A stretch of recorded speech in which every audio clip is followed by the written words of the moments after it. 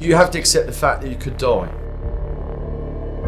They wanted me to scream, and it's about, if I'm going to die, I'm going to die screaming, not the way you want me to. But you can't train pain. The electrocution was literally, my hands were tied to the front legs of the chair, and I couldn't have had a hood on. But when you feel the paddles, you know what's coming, and it's the most intense pain you could ever experience. And it's not once; it's like 3 times.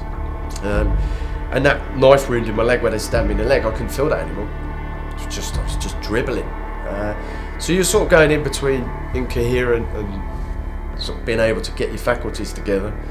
You just can't comprehend that is the most dangerous time, because it only takes someone to come in and pull a trigger and you're dead.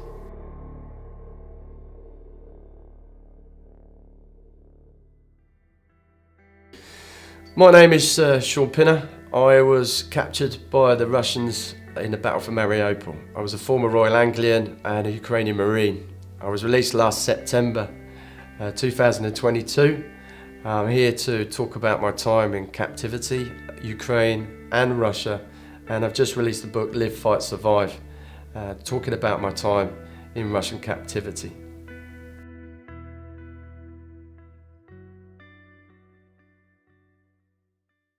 I'd always had a keen interest in the military. My granddad was with the Royal Middlesex Regiment, and he was a machine gunner, and and the history of the time, the Blitz, and we used to watch war films, The Longest Day, The Great Escape we grew up on, and we loved watching those films together. So I always had an interest in it, and the discipline, the fitness, but you don't really know about the military until you start your first journey into it.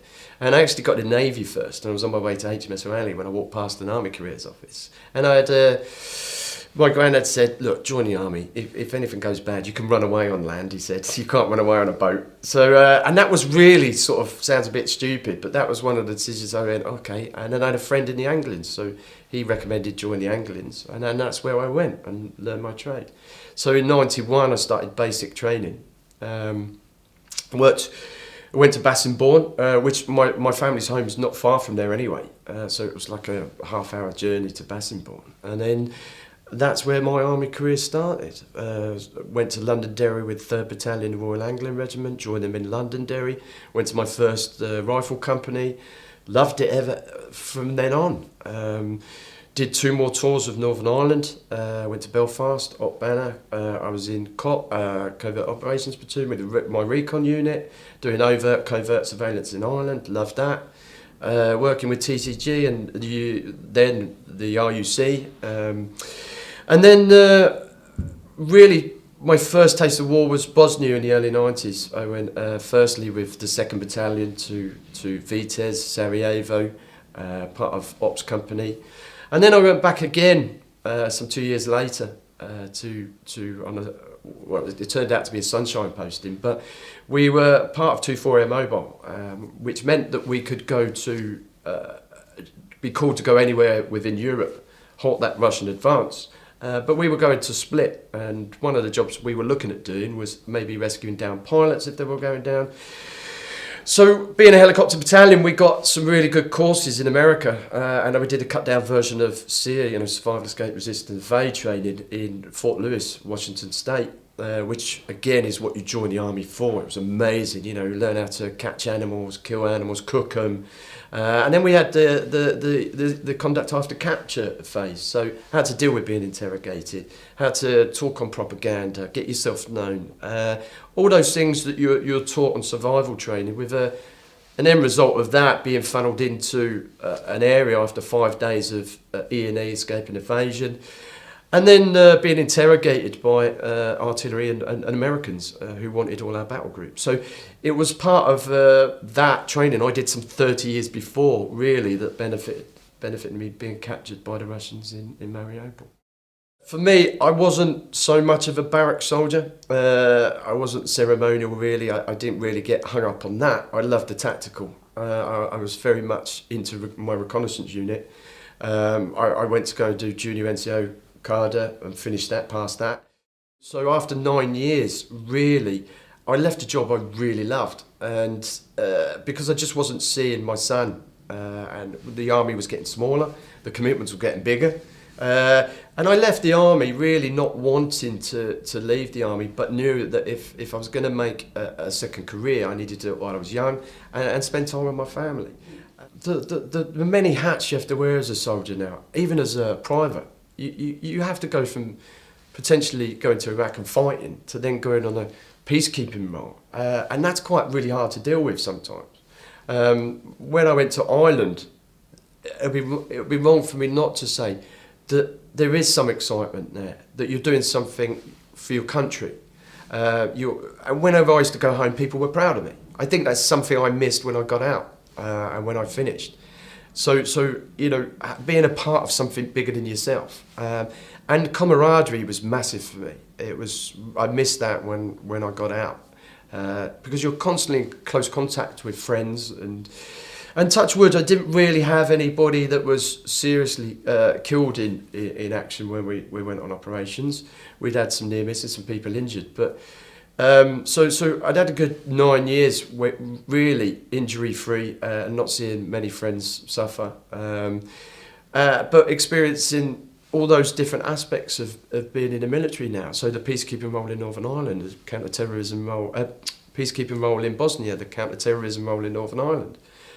You know, and moving from those sorts of roles, I just loved it. You know, working in the military, working with all that equipment, thermals, you know, optics, you know, MVGs. My main role model was my granddad, so I didn't have many. So, yeah, for sure, that camaraderie, that structure, that family was something I really did love. And there were many people like me in the army at that time. So a lot of people that were within my platoon were foster kids, single parents, people that were struggling with getting work. We weren't conventionally, my platoon, we weren't conventionally 2 kids, 2 mum and dad families. There were different types of people in the army when I were in my platoon. They were there, but you know, a lot of the guys were from the wrong end of the tracks as well. You know, wrong side of the tracks. So, but with good hearts and good morals, and the army instills that into you about, you know, looking after the weaker guy, good morals, hygiene. I mean, I didn't know how to iron a shirt until I went to basic training, and he's, you know, my training corporal was straight away. He said, "This is the dangerous end. This is the end you plug in," you know, and this is called an iron, you know, and they teach you how to iron your shirt, and I'd never had any of that. So everything from quite an early age was structured around military. So when I got out, I just missed it for 15 years. I was always at that itch you wanted to scratch, and I always felt I had something more to give, but I didn't know what I wanted to do.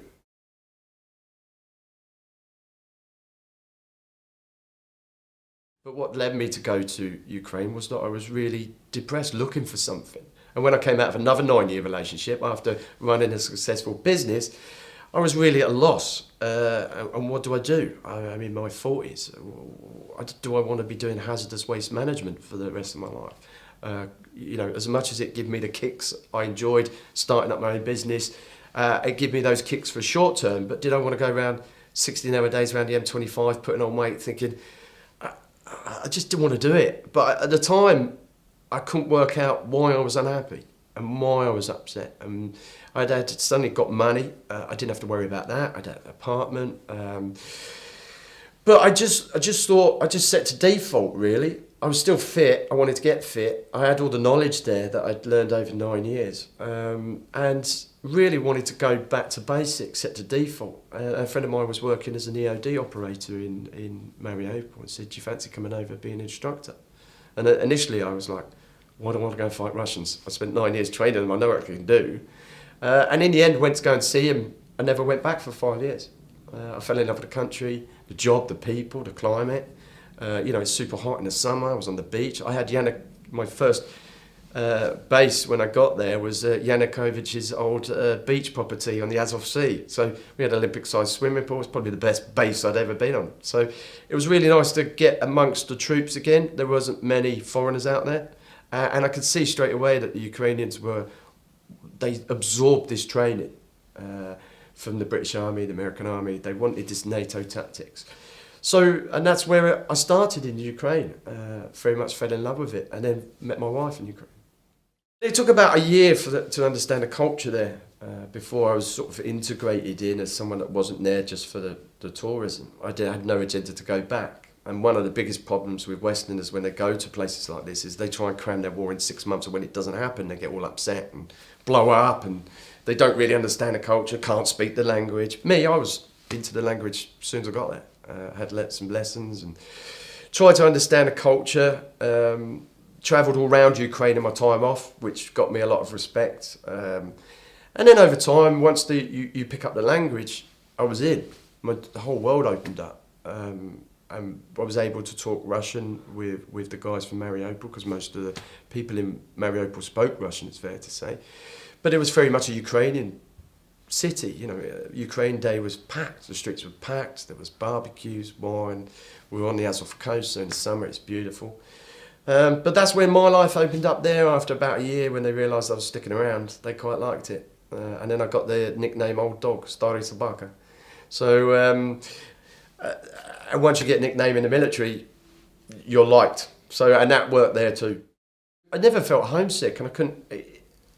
That depression I had about finding what I wanted, I probably bumbled into it and found it by hook or crook. And literally, I was happy again. I was more than happy. The only thing I was worried about was what I'm going to do after this. But I didn't have to worry about money. But what am I going to do? I could always go back into waste management consultant. But 1 year led to 2, and then 2 years led to 3. And I was thinking, my mum was going, "Are you coming back?" And I'm going, "Maybe," you know. So they came to Kiev, and then my family came over to Kiev to see me, and then met my wife, and then my life just stayed there, and I loved it. You know, the culture there, it's so different to the UK. You know, there isn't a speed camera on every T-junction. You know, it's not watched everywhere. It doesn't cost you 10 quid to park at the market square. It doesn't cost you 20 quid to park on the beach. It's free. You can fish for free. You know, it's huge. It's like, you know, 30p for a beer and £1.50 for a steak. And in the summer, the coastline's beautiful. And Odessa is one of a beautiful city. Kiev's one of the best capitals I've ever been to. And the people are so more family orientated out there. So they're not kicking the kids out at 16, 18, expecting to get a job and buy a house and get on a housing market. Very much the family communal thing is a lot better in Ukraine for me. So I loved everything about it. And then my wife, when I met my wife, my culture, and I learned more. I learned more Russian. I learned more culture. I learned more Ukrainian culture. So you know, it just like I said, 1 year became 2, 3, 4, and I just stayed there, and I was just happy, really happy, looking to retire.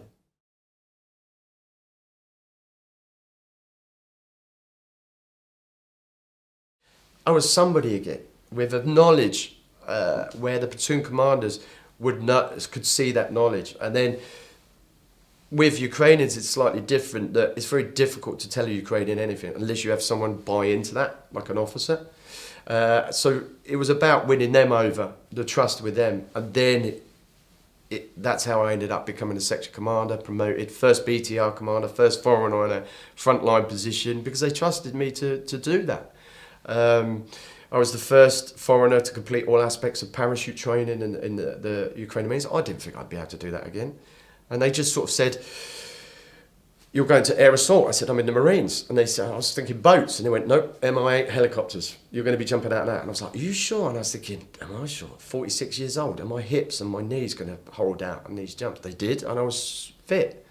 So I joined their air assault company, which is like the pinnacle part of the battalion, the 1st Battalion. And I never looked back. I did the beret test, which is like a 10-kilometre assault course. It's gruelling. Not quite on a Royal Marine Commando standard, but it is gruelling when you're 46 and everybody else is 20, 25 years old.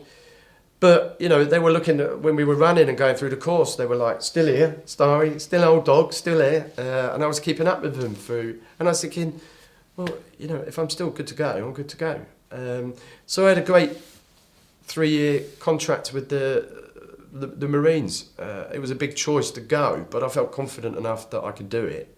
And it also gave me my residency. So working a 3-year contract meant that you got your permanent residency. And by that time I was married. So the laws changed that allowed me to then move from my teaching job to the Marines and allow me to get my residency, and then I could get a permanent residency and stay in the country. So already I was like 5 years in, married to Ukrainian, and built up that trust. And over sort of just before the invasion, I was then commander of BTR. I can't think of many Westerners ever been a BTR commander, and then a section commander, and I had a very good platoon commander who could speak, fluent English, who loved Americana and loved NATO tactics, who would listen to what we had to say, and then we just became, indoctrinated into the Ukrainian military, and I loved it, every minute of it. They taught me as much as I taught them. I was always taught in DefX, and we hadn't had much trench warfare, so it was pretty new to me to get back into that. But we're taught business hours at night. You don't do that in Ukraine. And if you're carrying too much kit, it could kill you. You've got to move fast through trenches maybe this wide.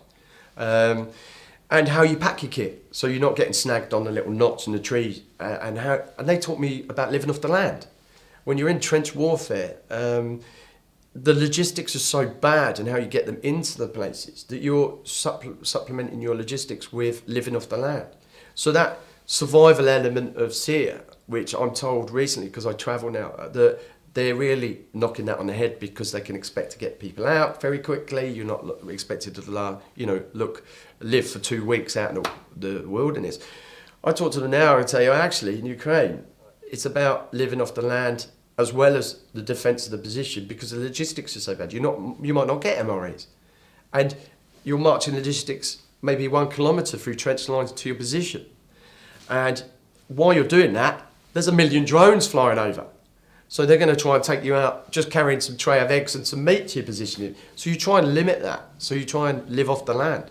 So you're putting fishing lines out, pheasant nets to try and catch that. And you're trying to catch the local wildlife. If a boar comes in, you try and shoot that and keep that, and have a bit of, nice meat in your position.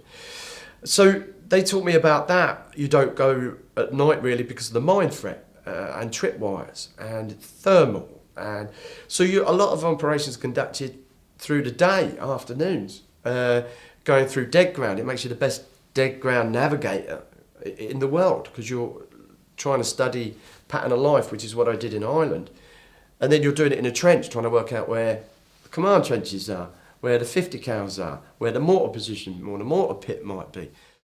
Going back to what I knew when I went to Ukraine, and I was able to teach and talk and instruct Ukrainians on what I knew. And then they taught me as much back. Actually, we don't do that.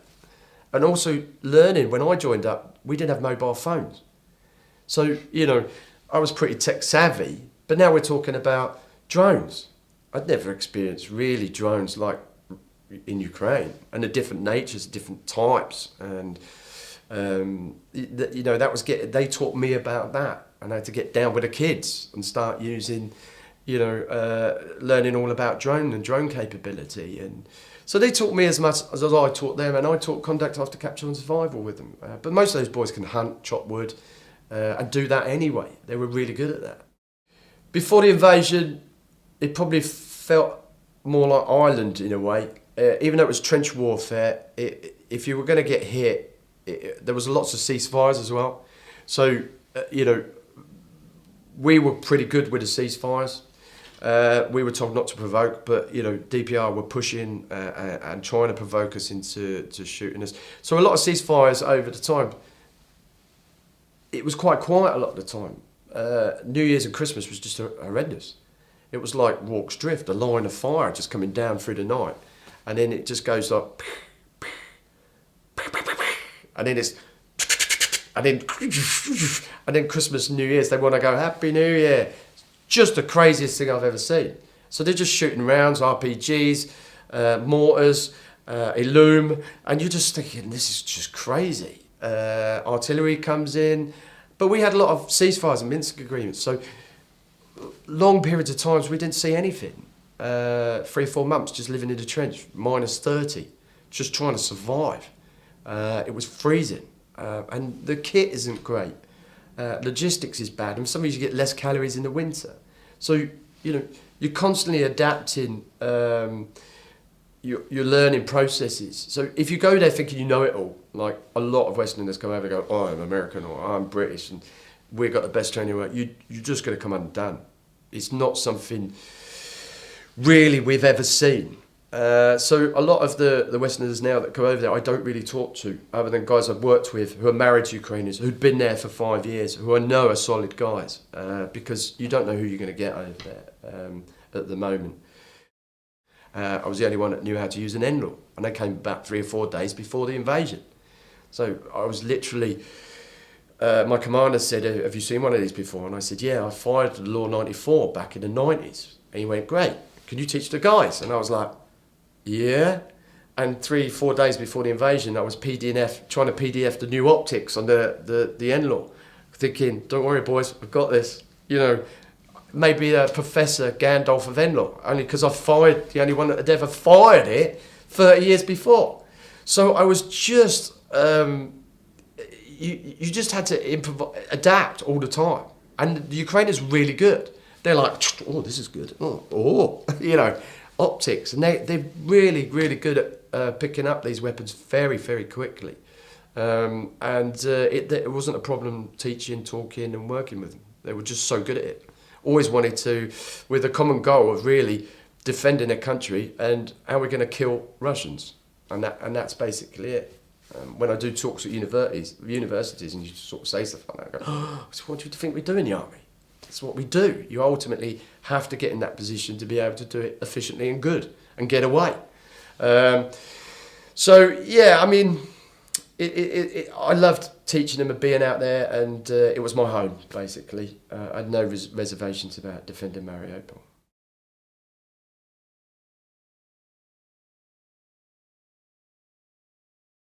If you spoke to a lot of Ukrainians before the invasion, they were pretty adamant it wasn't going to happen. It was going to sort itself out. Because every year, for 5 years I was there, it was the Russians would come in. Yeah, don't worry, it'll be sorted out. The only difference last year, was the amount of troops that were being put on the border.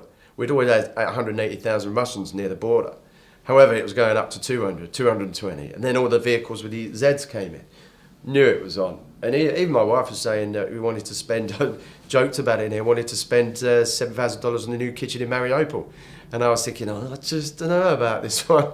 This doesn't look good. And she, even now she jokes about, because I wrote it in a book, she went, now people think I'm stupid. And I said, no. But that was genuinely what Ukrainians were thinking. It wouldn't do that, they're our brothers. Not anymore. Russia's never going to get that back. And that will to fight is now even worse now. They're so angry because, so many people have died.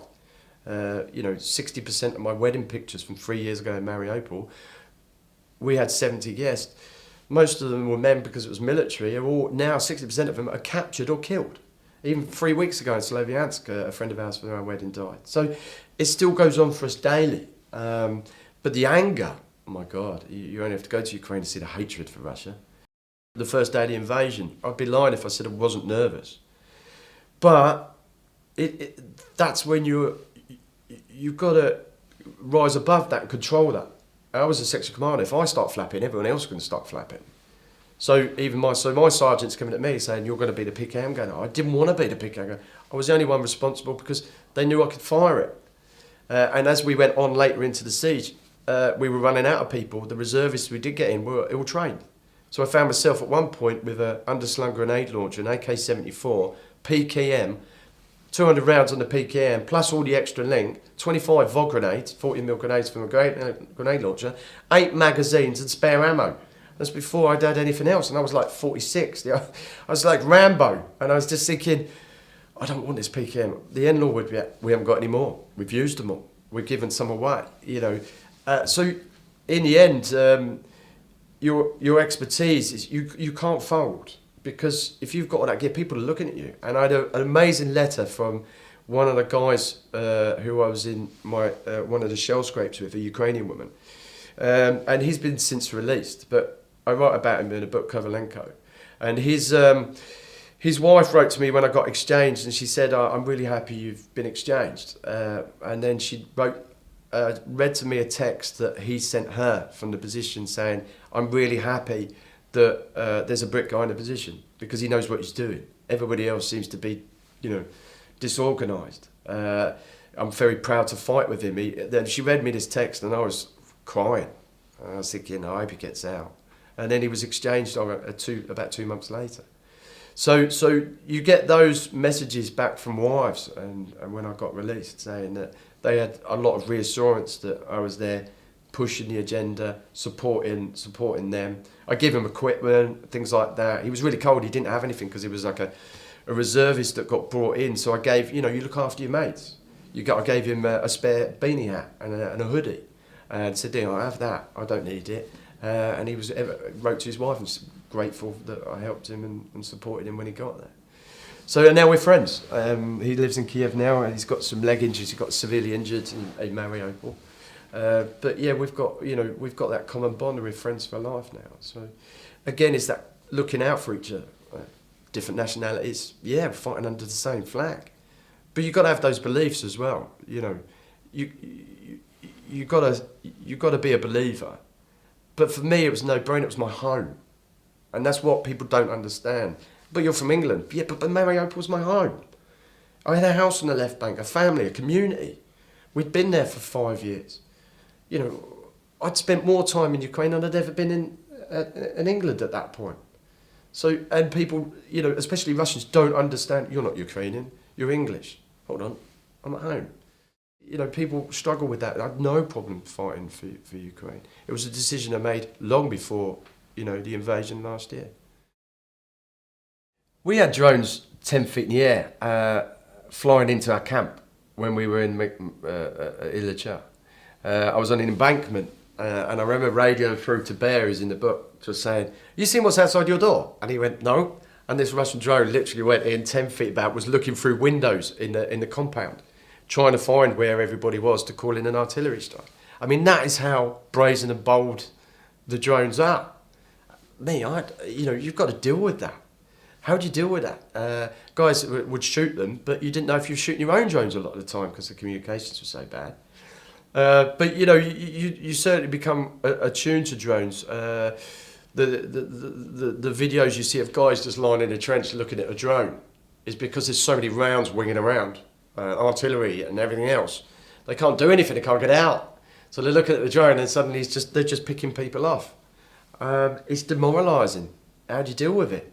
It's all right, in built-up areas, it's probably easier to deal with than it is in the woods or the forests, because you're going to get picked up on thermals. You've got no cover. I don't know. I mean, they're an intricate part of the military system, and probably the most scariest that a 500-pound drone can take out a multi-million-pound bit of equipment. What I saw in Mariupol was exactly like I saw in Bosnia in the early 90s.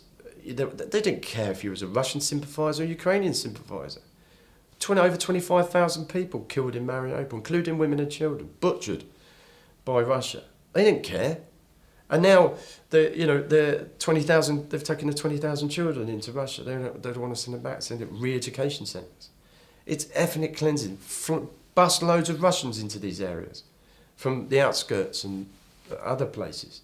They're just trying to. It's ethnic cleansing. I saw in Bosnia. They're just trying to dilute the area and destroy anything that culturally is Ukrainian. So they don't like them speaking Ukrainian. They're trying to.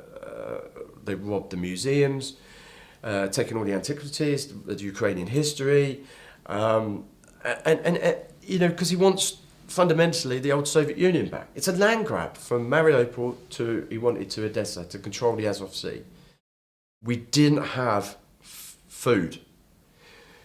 When we pulled back off the front lines the day of the invasion, we were literally passing shops that had been gradded and rolling in there and taking what we could and put it in the BTR. We virtually had none. Thinking that when we get back to Mariupol eventually, there'll be plenty of supplies, plenty of food, plenty of MREs. No, we got one MRE that would pack that's for a day. We had to make last a week. We were then trying to raid shops, and in the position we lost 2 guys because they were going scavenging trying to get food from Port City, which was a big shopping complex in Mariupol, that had got graded. So quite early on we didn't have any food, and at the time I was saying, this is so ill prepared. Why are we not getting MREs? Why are we not getting food? And it felt very unprepared logistically for what was to come. And we got back to Mariupol after a week's worth of fighting, and really, we'd actually got air defence. We'd got Igla, Soviet-made Igla, which was useless against modern-day jets. We must have seen 50 go up, and they only hit 1. Which sort of span out into the Azov Sea, but they just put in the afterburners, they're gone. But these now Iglas have realised they're good at hitting drones and GE drones and stuff. But now they've got man-pads, which are slightly, a lot better than what they were using. We had a good defence. The Russians allowed us to dig in for 2 weeks, which the war was starting to catch up with us after 2 weeks of being in Mariupol. But they were just bombing everything really quickly. So they took out the cell towers. And there was Starlink, and we had Harris radios, but none of the guys knew how to use a Harris radio, except for the Brit and the officer and another Brit. Nobody really knew how. So it was a secure net that was a paperweight a lot of the time. And I was thinking, that's crazy. Why are we not using this? Motorolers, open frequencies. Why are we using Motorolers? And you can always spot a commander in Russia and in Ukraine to agree, because they've got 2 or 3 Motorolers that tells everybody they're a commander. So they're like, yeah, buy, sell, buy. And that, again, I think in all the training we'd done, joint exercises we'd done, we went back to centralised command. And we've spent 5 years working with decentralised command and making really good successes. American joint exercises. We were doing Sea Breeze, and I was a Ukrainian doing Sea Breeze. So we'd done all these joint exercises, but when it came down to the crunch, it was back into centralised command again. And that's when I just thought, oh my God, it's, how we're not prepared enough for this. And we've had 8 years to prepare for this siege of Mariupol, and they were coming up from the Azov Sea, they were coming in from the east. There was one corridor open, 2 weeks in up in the north of Mariupol, but eventually that closed. And then we were down to like whatever we had in the city, in the ring. And eventually they cut us off between Azovstal and Ilachar, and the rest is history. They just moved in slowly, and then we realised we were running out of ammunition as well. And then by that time, all the air defence we got had been taken out. They were taking out the command bunkers with big, heavy, 50-pound bombs. They sent in a train IED, which made a 40-metre crater, which took me to hospital for 12, 24 hours with flash burns and tinnitus, and blew all my rig off, blew all my foresight of my AK off, and 2 or 3 of us had to go to hospital to get some treatment for like burns on our face. We were back into, it was all island stuff, IEDs, and driving in a train at 1 mile an hour with 800 kilograms of explosive to try and blow a bridge. It was really intense. Fighting for several weeks, which hopefully I relay in the book, really. The book said, I talk about other people who are the heroes, really. My platoon commander who dug hot-wired a JCB. I could see struggling. What a platoon commander. See you all struggling on an embankment. We'd spent 2 days just hitting flint and stone. So he hot-wires a JCB up that he's come across and brought it all the way out, never driven one before, and starts digging these yamas, or these big trenches for us that probably saved quite a lot of lives. And different parts of the journey where it got really low, I had a lot of people come and really pick me up at those key points. Like my wife, when we made the last call, I spoke to her and said, it's over, we're done. We've got no food, no ammo. If I get captured, I said, I'm going to throw my phone. Don't be scared if you don't hear from me, but I love you very much. I could be dead, but I could be captured, so keep hope. And I thought she was going to break down crying. And then she just turned around and started screaming down the phone at me. Just survive!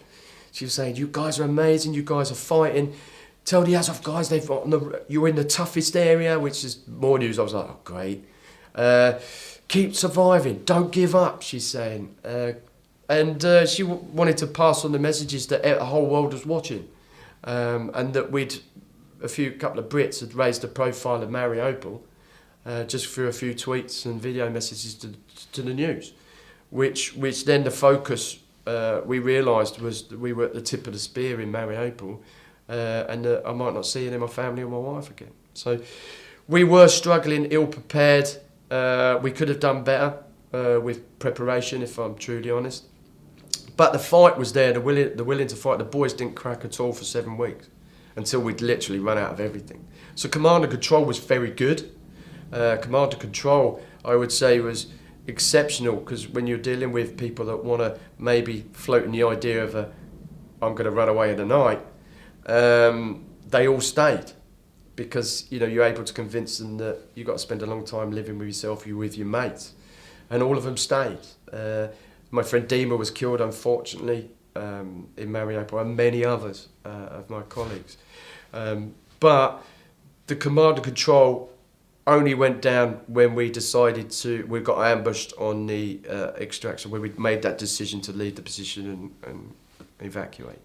So that's when the command and control went down, and ambush was just horrendous. So up until that point, it was very good command and control. We looked out for each other. We were going to go. We were always going to try and escape, not surrender. And we were in a good position geographically to do that. So I was very happy with the decision we made.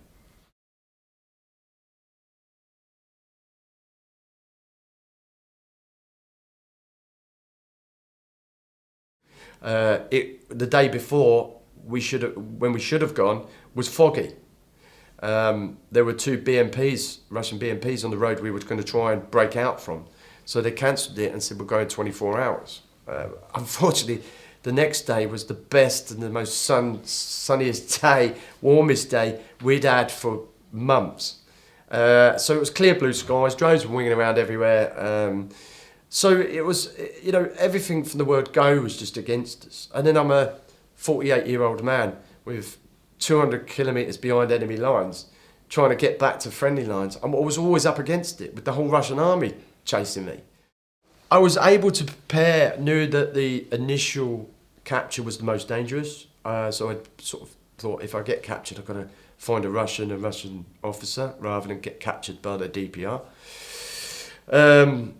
I knew that I wouldn't be put through some sort of filtration process. I knew they'd ping me straight away. So I thought if I said I was English, I might not get shot on the border. They might see some value in me. So I come up with that decision quite early on, before we did the escape and evasion. But that's only because I'd done the training before and I could sort of prepare something. It all went, when I was captured walking into a forward observation unit at the DPR. Everything I'd initially planned just went wrong. One of the things I was taught was to tell the truth. As long as you don't shit on your mates, delay information. I didn't really have much information to give, because we'd evacuated the position. Didn't really have much to give. Command and control had gone down. So I knew that what I had was nothing. So they'd still torture me anyway. So there wasn't much I could do other than sort of tell the truth, talk about what happened, how we were captured. And again, the preparation for that was what I was trying to remember from my SEER training 30 years ago, and having a video recorder at me and people asking me my name, I'm a section commander, who that was, and how,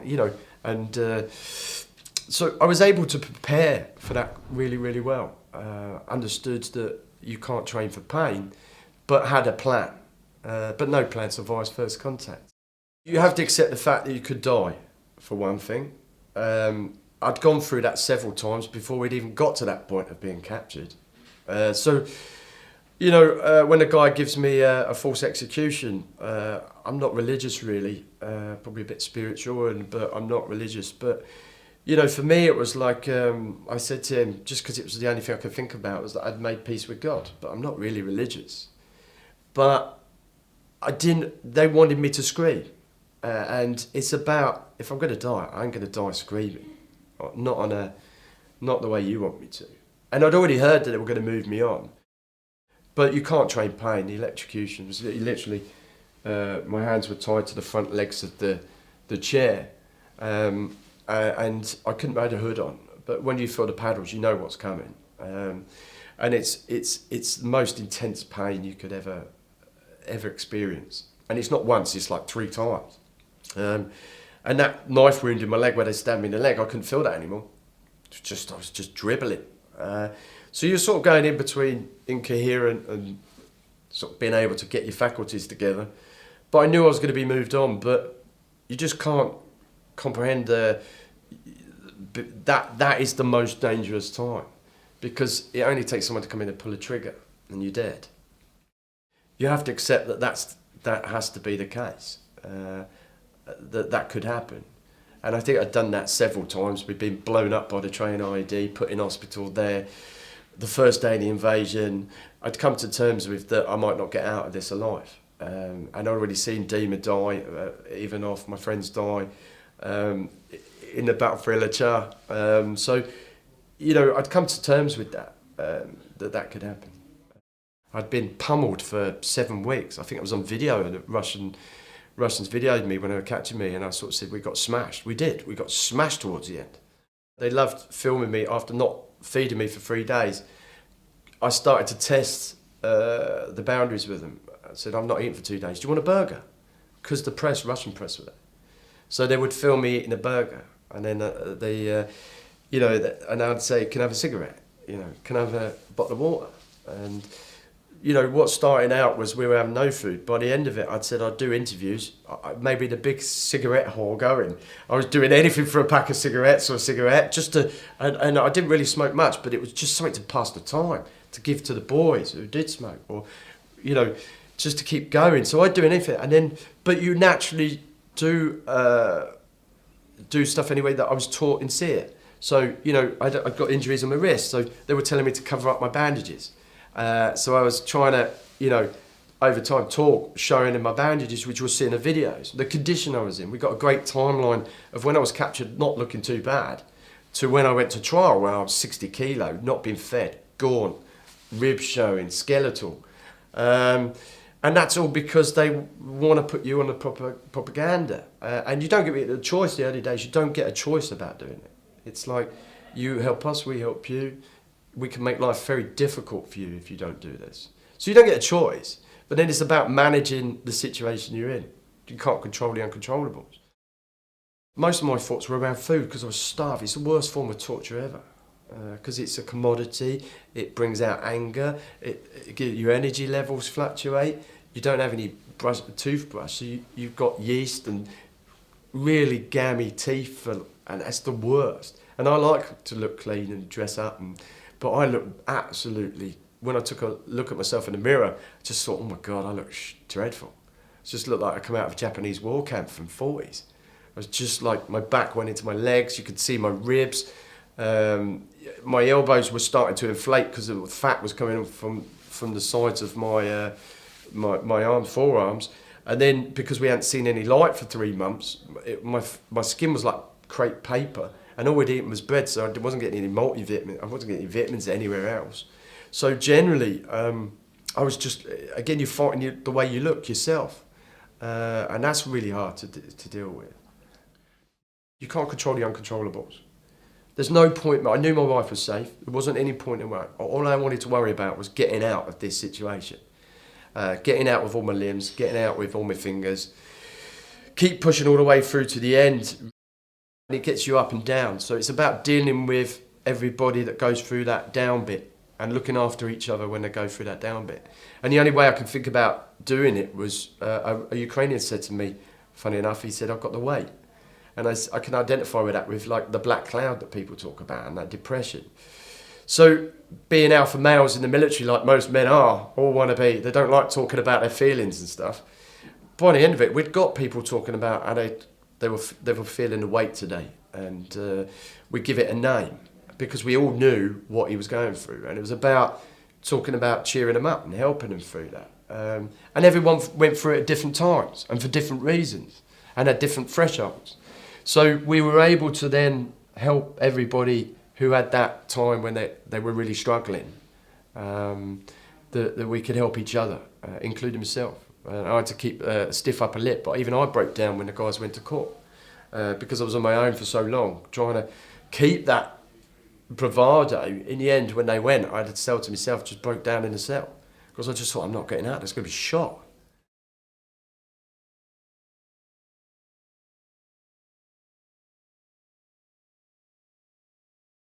In the courtroom were the very guys beating us up at the black site and torturing us, the guys that electrocuted us, the guys that stabbed us in the legs, they were at the court. They're the ones guarding the cage. So, you know, straight after the trial, you're going back to that prison, you piss them off, they're going to beat the crap out of you in the prison cell. So you're sort of tied with putting up a defence and doing what they say. You can't really do anything else. So, you know, when they say you can't plead not guilty, you know, we didn't have lawyer representation. The original, they said we would when we got there, and then suddenly I met this man lawyer in his mid-40s, maybe 50s, and I didn't see him again. And by the time the trial came around, it was a woman who I didn't even really know she was my lawyer. And she never took a statement. She never asked us where we could get information about our contracts. And then the Russians just decided to not be a part of it, and then push this DPR concept that we were captured in the DPR, and it's a separate entity not governed by Russia. It's a picture of Putin up in a courtroom. You know, it's ridiculous. So I was absolutely angry when the trial came in a guilty verdict. I wasn't pissed off to the point where I was upset. I was angry that we didn't have reputation, that I couldn't do anything. I'd had an argument with the judge, I was that angry. The guys were going, what are you doing? And I was like, I was trying, I'm so angry. And then after the trial, then the reality sinks in 3 days after. I was just in bits, thinking I'm never going to get out of it. And then that was the longest time I spent in cells without doing anything. They left me alone for like 2.5 months.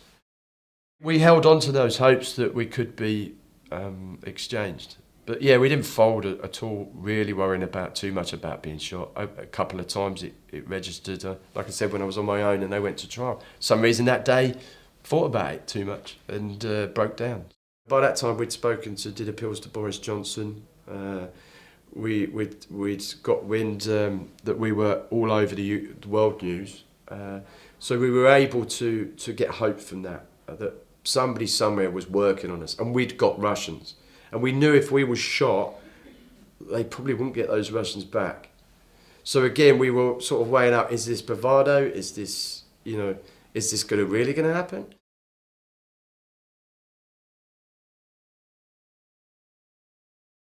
We had no idea what was going on in the world. We'd had a total news block. And we'd seen this guy drifted around. It was only when we got on the plane, they'd given me a change of clothes.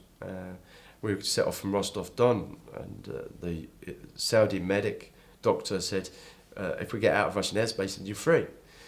And it was obviously a very emotional time because we caught up with a lot of news. And when I got changed, come out, this old boy just sort of said, where are you from? And I said, London. I said, where are you from? He went, London.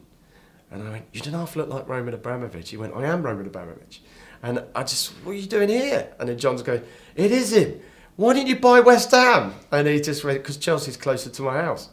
Straight off the bat. So I was literally, I was like, what's going on? And it's like, his PA told us about what was going on in the world and how we were news, we should deal with the media, because we had no idea. And then I was playing videos of myself mentioned in the Houses of Parliament and European Court of Human Rights, and I was thinking, oh, I'm in the shit. I think my mum was going to kill me. So it was a very emotional time. I was very happy to be free. We just said thank you to everybody when we got back. But it was a very emotional time.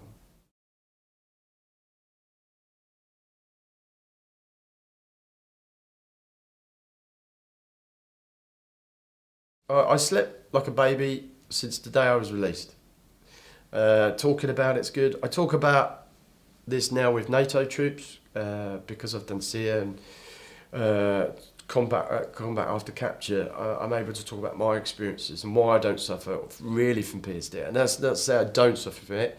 It's about it could manifest later, but at the moment I'm all right.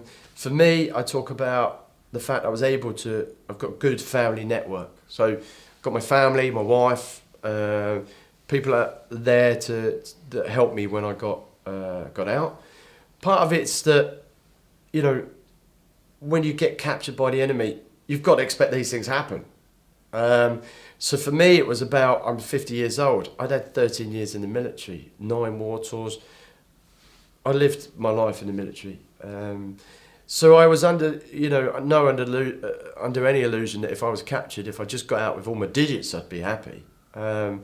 So you know, I sort of expected if you were going to get captured, these things happen. Whereas you've got someone who's not really like the NGOs that were captured, who just didn't deal with anything right. I get upset at the right times. So when we talk about friends and when we go back to talk about Mariupol, it's not about being stabbed in the leg and tortured that upsets me. It's some of the most beautiful things I saw in prison. The resistance to fight. My mum has had a good saying, good people are good people, no matter what side of the fence they're on. And there were just some Russians that were pro-Putin that just didn't like the way we were being treated. And I write about one of them as the former transport minister for the DPR, fought in Debaltseve, was in the same cell with me. Any other day we'd have shot each other. He saw me in such bad state after the black site that I had nothing, and I was emaciated that he gave me vitamins, water, food, smokes, coffee, new set of clothes. Any other day this guy would have just probably knifed me in bed. But we talked after that, and I see him after all this ends.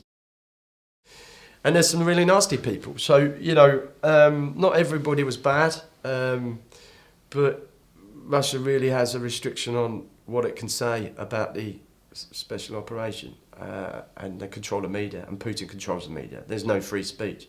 Most of the guys that interviewed me were RT. Straight after I got electrocuted on the air, straight after that, Roman Kozarov from RT came in and started to... I didn't get a choice. And they are the Kremlin's propaganda machine.